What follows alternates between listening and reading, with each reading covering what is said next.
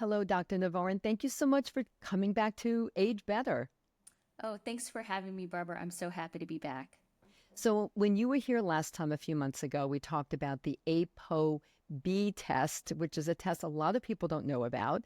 And but thanks to you and you're taking the deep dive with me, a lot more people know about it now, including me. And in fact, a few weeks afterward, I had my annual physical and I made sure that I had that test, as well as the test that we're talking about today, which is the LPA test. So we should get right into that. Okay, so let's take it right from the top. What is lipoprotein A, the LPA test? What is it, and how is it different from the LDL cholesterol? Well, thanks, Barbara. And it's perhaps the most important question you're asking because even most doctors don't know what LPA is. And in fact, most cardiologists do not routinely measure LPA. So, lipoprotein A, we abbreviate LPA, or sometimes you'll hear it LP little a, is a type of cholesterol particle that floats around in our bloodstream, but isn't picked up by the traditional lipid panel. So the traditional lipid panel measures good cholesterol. Those are the particles of cholesterol that are traveling in our bloodstream, bringing cholesterol back from our tissues to be eliminated through our liver, and bad cholesterol particles. And those particles are the LDL particles, the IDL, and the VLDL particles. Those are the particles that carry cholesterol and can deposit cholesterol into our artery walls, causing heart disease, peripheral arterial disease, and stroke.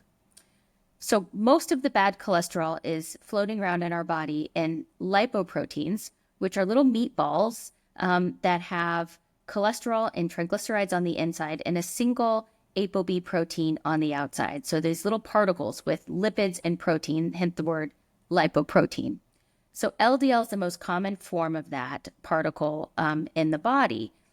But there's another type of particle that's LPA, which is essentially an LDL particle that has an extra protein attached to it. And that protein's called ApoA. And when you attach this extra protein onto an LDL particle, it makes this particle sort of supercharged in the sense that it becomes a lot more dangerous on a per particle level to our vessel walls. So these particles are more likely to get trapped in the artery walls and leave cholesterol behind. And they also probably have some additional dangerous effects, like promoting the formation of blood clots. Those are not good. That's how a heart attack happens or a stroke. And so these particles are like an LDL particle, but have an extra protein on them that makes them even more dangerous. But we don't know what our levels of LPA are if we don't measure it directly, because you can't pick it up from the regular lipid profile that we would get checked. So it's clearly more dangerous, or it's as dangerous as, say, a high LDL level, correct? Correct. So particle for particle, they're actually more dangerous. But we have fewer LPA particles than LDL particles. So there's a little bit of a balance. It's sort of comparing apples to oranges a little bit. But if your LPA levels are high, then your risk of heart disease will be elevated, even if all of your other risk factors are controlled. And what makes LPA really interesting is that unlike LDL cholesterol, for which we can lose weight, change our diet, exercise, our hormones affected a lot, LPA is actually fairly stable over our lifetime. And in fact, we reach what our adult LPA levels are going to be in our early teenage years. So if somebody has a high LPA at the age of 40, it's been high already for almost 3 decades. And because of that, when someone has a high LPA and they've had it high for a long time, it causes a lot more cumulative damage early in life. And it's actually one of the leading causes of premature heart disease. So heart attacks or strokes in people in their 50s or even 40s or 30s sometimes. Why is it not tested on a regular basis the way the normal lipid panel is tested? Why is that? There's some interesting history here. So the first is that it's only, more recently that we've started to really understand a lot about the role of LPA, what's high, how important is it, and does it add in terms of how we would manage somebody to everything else.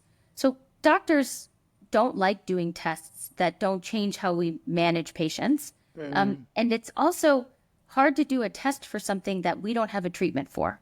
So to say, oh, you have high LPA, but I don't have any medications to lower your LPA right now, what's the point of testing?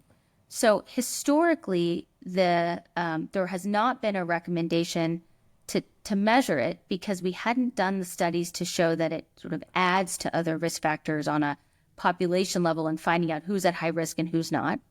And we also haven't had any therapies to change it. But that's shifting, and it's shifting right now. And so there's a lot of movement to start to increase measurement of LPA because we think as soon as maybe even 2026, we'll have drugs that can lower LPA and potentially then reduce the risk of heart attack and stroke. That's incredible. And that's a real game changer. And you did reference that when you were on the show a few months ago talking about the ApoB test. You did say that you are, in fact, working on some projects in that direction. And so that's very, very exciting. And in fact, I said you should definitely come back and talk about that when you're ready to talk about that. But this is the LPA levels that we have are primarily genetic. And you did just say that, they probably peak when we're teenagers. So is it due to genetics and lifestyle or really strictly genetics? It's almost entirely genetics. The almost asterisk is actually relevant to us because LPA levels do go up a little bit in women around menopause. Yet another gift to people who go through added menopause, to the list. Another thing to add to the list of, two thumbs down. But for the most part, it's almost entirely genetically determined, and it's fairly stable. Now, you're not going to get the exact same level if you measure it twice in the same person, but from a qualitative standpoint, if your LPA level is 10, it's going to be low forever. If it's 300, it's going to be high forever, but there's some measurement error sort of between, within the range of high versus low. So who should consider getting tested for LPA? Like I just said earlier, I did get tested for LPA. My mother had heart failure and AFib, and she had some other heart issues. So, I thought maybe I would have that genetic disposition. Turned out that my number was actually very good, and I'm happy to report that. But who should get the LPA? Should everybody get it because we just don't know? Well, I'll tell you what the guidelines say, and then I'll tell you what I do because they're a little bit different. Right.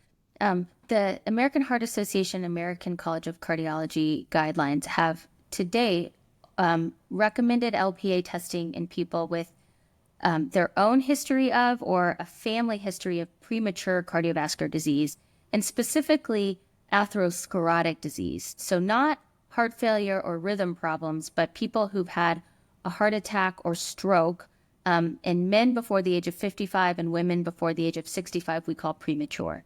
So people with a family history of young people having heart attacks and strokes, or people who themselves have had heart attack or stroke at a young age, are the group that it's most commonly found in. And so that's been the group that we think is probably the highest yield for testing. My practice, and the Europeans actually now have expanded their guidelines to recommend universal testing one time in everybody's life. So it's easy to do. It's not affected by fasting. It's a simple blood test. And once you've had it measured once, you don't need it checked again because it doesn't really change. So if we measure it, we can identify people who have really high levels of LPA. Now, I told you a minute ago that we don't have any drugs to treat it, so what's the point? But the other thing that we've learned with research in the last, 10 years is that even if we can't lower LPA, if we treat your other risk factors really aggressively, we can sort of offset that risk. Right. What That makes total sense to me. That's the reason why I decided to get tested for it. It really made sense to me. And also, I could imagine if someone had the calcium score test, the CAC test, the CAC test, and it showed some level of plaque buildup, I would think that they should absolutely get that test. Also, I I just think think it's everybody really should get that test. That's how I feel about it, everyone. Just get right. it. I agree. It's good information. Yes. When I have people who have an elevated LPA level, I will usually recommend lowering their ApoB or their LDL cholesterol even more than what I would have otherwise. Hmm. So if I have somebody who had prior heart attack or stroke, normally I'd want their ApoB less than 55. If their LPA is high, I push it into the 30s. If somebody has no other risk factors, normally I would want an ApoB and an LDL cholesterol less than 100. But if the LPA is high, I'm pushing less than 70. Let's Um, talk about those numbers. What is considered high for well, LPA? it's interesting. For LDL cholesterol, if you look at the distribution in the population, it's like a normal distribution. You have, some very low, some very high, but sort of most people sort of in the middle of a bell curve. But LPA doesn't look like that. It actually looks like a big spike, a big lump kind of close to zero, and then this long tail at the higher ends. So most people have very low LPA levels, like less than 20. Less than 20. Some people Hmm. have undetectable LPA levels. You don't need LPA. But then above that, we start to see an increasing risk with increasing levels. So there's not like a magic number. If it's, 80, it's high. If it's not, it's whatever. But it's kind of a continuous scale. And we start to think about, I think, sort of you know, increased risk around 125 nanomoles per liter. The clinical trials are studying people who have a LPA of either 175 or 200 nanomoles per liter. Hmm. And there's a very small group of people, less than 1% of the population, who have extremely high LPA levels, like 400 nanomoles per liter. That population is actually pretty special in the sense that they are at uniquely high risk. And there actually is one therapy for high LPA called apheresis, where you actually get hooked up to a machine. It like pulls the particles out of your body. Wow. And so some centers will do apheresis for people with the most extremely high LPA levels. Hmm. Let me just make one comment on the units as well. There's actually Yes. two different ways to measure LPA. We can count the particles and give you a concentration. That's usually a nanomoles per liter. That's considered the most accurate way to do it, and most labs are moving towards that. But some labs are still doing a weight-based analysis where you get a result in milligrams per liter rather than nanomoles, or milligrams per deciliter rather than nanomoles per liter. The conversion is about 2.5. So if you take nanomoles and divide it by 2.5, you get milligrams, or vice versa. So the cutoffs that I'm using are all nanomoles because that's where most of the field is moving. Got it. Okay. So, as we said the last time you were on the show, you talked about the ApoB test. So, how do the ApoB test and the LPA test relate to each other? So Or do they even? they do 100%. They do. The ApoB measures the number of all particles in our body that have an ApoB molecule on them. So that includes LDL cholesterol particles, VLDL cholesterol particles, the in-between ones of those, which we call IDL particles, and LPA particles. So it measures all of them. For the most part, it reflects mostly the number of LDL particles because in most people, the vast majority numerically of particles that we have is LDL. Even in people with a high LPA, those guys are still outnumbered by LDL and VLDL particles in most people. Hmm. But sometimes people may have an ApoB and they've taken, they're on statins, they're on medications to lower their LDL and their ApoB, and their LDL is really low, but their ApoB still is a little bit high. And that can sometimes be a clue that maybe you have a high LPA, but generally speaking, you can't kind of estimate from the ApoB if your LPA is high or not because it makes up such a small fraction of the overall number of ApoB containing lipoproteins that we have. Right. So I see these tests as complementary. ApoB measures the number of all of the bad for you particles. LPA measures the number of supercharged particles within that group. Oh, thank you for that.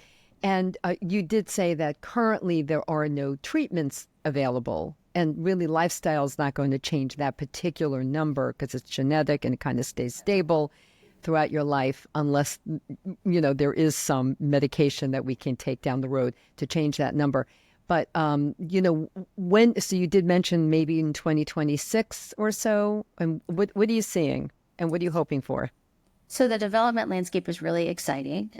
There are 3 different LPA lowering drugs that are currently being tested in cardiovascular outcomes trials. These are the studies where we sort of give half of people drug and half of people placebo and see if we're preventing heart attacks and strokes, which is the goal for this whole thing. Yes. The first drug that's being tested is a drug called pelacarsen. It's being studied in a trial that's called Horizon.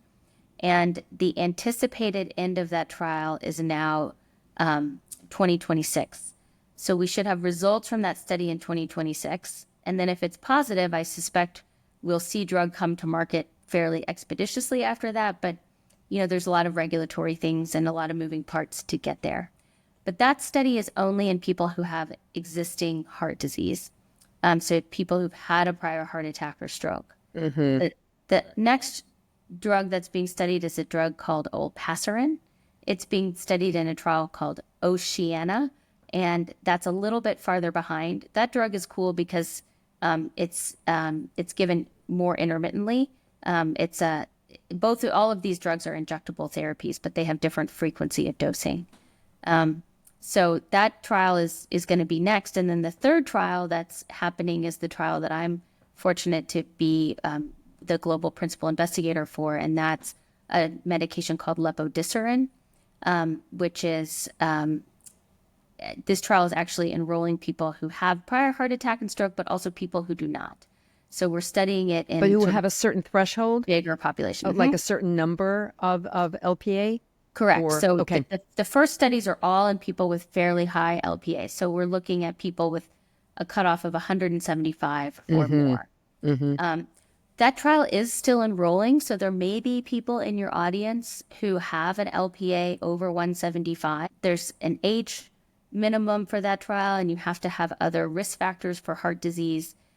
Perhaps we can put in your show notes a link to the clinicaltrials.gov website for the trial where people can learn about it. And then if they're interested in participating, see if there's a site close to them that they could reach out to. Absolutely. Thank you for that. Yeah. And so let's just say someone goes and they listen to this episode and say, I'm getting that test, as I did, and the number is high. So, I'm assuming that they'll be guided by their cardiologist or PCP. And but what recommendation do you have? I mean, should they change their lifestyle? I mean, it's tricky until some medication comes down the pike, right? So the first thing I would say is, deep breath. These are not like ticking time bombs causing heart attacks and strokes tomorrow. This is something that if it's high today, it's been high for decades. So, and it will stay high. But it's not too late to start doing other preventive things. So the first thing I would recommend is if anybody's doing anything to make their risk worse, like smoking, go ahead and stop that. Regular exercise, heart-healthy diet. And then I recommend in somebody with a high LPA to get the LDL as low as possible. Right. And so it's almost always going to require medication therapy there. But we know that these medications that lower LDL cholesterol can prevent heart attacks and strokes in people who have high LPA. Right. So we try to offset the risk with as much other intervention in other ways as possible. But there's a couple of other recommendations. One that you mentioned, which is a CAC test. So if your LPA is high and you're over about the age of 45, it may be useful to get a coronary artery calcium score to see how much cholesterol you may have already started depositing in your artery walls, to give you an idea of sort of how far along the path are you. If your CAC score is 0, you've got a lot of time still to make good changes and prevent that. If you have a high CAC score, it's not too late, But you may think about even more aggressive things from a heart standpoint. Like if you have diabetes, there's certain medications in diabetes that are especially good to help prevent heart attacks and strokes. Some people with a lot of coronary calcium are recommended to take aspirin. I'm not giving medical advice to your audience, but there are other Right. things that we talk about in people who have high coronary artery calcium scores. And LPA may be somewhat prothrombotic, and there's some evidence that people with LPA may benefit a little bit more from aspirin, although that data is a little bit thin. So I wouldn't overinterpret it. But I think the calcium score can sort of help people figure out, how much has the LPA contributed to their heart so far. And then the other benefit for that is that if people have a lot of coronary calcium, that they have, a diagnosis of coronary artery disease, they may actually then be more likely to qualify for these new therapies when they come out. When they come out, absolutely. Really, I just am a big believer in taking these tests and getting these tests at least once. As you said, the LPA, certainly the ApoB for sure, and then getting the CAC score as well, this calcium score test, as I did. And I was actually shocked when I got it last year because I am a runner. I eat really well. I think I lead a very healthy lifestyle. And it was 18. And you can have zero. It can, as you know, Dr. Navar, it can be zero in midlife. It doesn't have to be a number. It can. It should be zero, but it should be zero. I hope somebody told you that people who are endurance athletes often have higher coronary calcium scores than people who are not. Actually, no one shared that with me, so thank you for. So thank you very much for it. That makes me feel better. I was shocked and I wasn't so happy about it, but had those other numbers, the ApoB and the LPA not, or the HRB, if they had not been good, then I would be really concerned right now. But I'm doing well and continue my activities. I can't help but mention there is two other things. One is that if somebody's LPA is high, there's a 50-50 chance that first degree relatives are also high. So kids and siblings and parents should also have theirs measured. It's totally genetically determined, and it's a coin flip. If the parent's high, if their kids are going to have it high too. So it's a pretty sort of, and it's easy for people to get. Right now, the Family Heart Foundation is offering free at-home LPA testing if people go to, I think the website's Cholesterol Connect, either .org or .com. Maybe we could also link to that in the show notes. I'm definitely going to link to that. Because when you were talking before about the genetic connection and how it's kind of, we know what the numbers are even when we're young. I was thinking, of course, of my own two daughters. I mean, my husband's not been tested, and he should be. His father passed away of a heart attack at the age of 49, so he should definitely be tested. For sure. But he hates being dragged off to these tests like I always make him do. But that's next on the horizon for him. And then I think I will have my daughters be tested. Like, absolutely, why not? We should know what their risk is. Well, if your LPA is normal and mine is, and their father's LPA is normal, then they don't need it checked. Right. Okay. So we'll go with my husband first. I would start with him. Okay. If the program is still ongoing, you can get a kit sent to your house. Thank you for that. The other thing, though, that I'll mention, and I do recommend a lot of CAC scoring, but there's always, every test we do has potential downsides.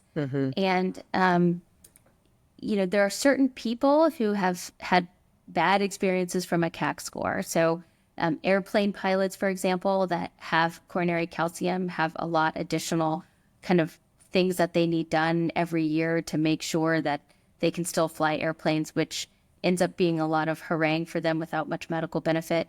If you're planning on taking out a life insurance policy, probably want to get that done before you get a CAC score, because if you have a CAC score that has a lot of plaque buildup, then that could affect your insurance as well.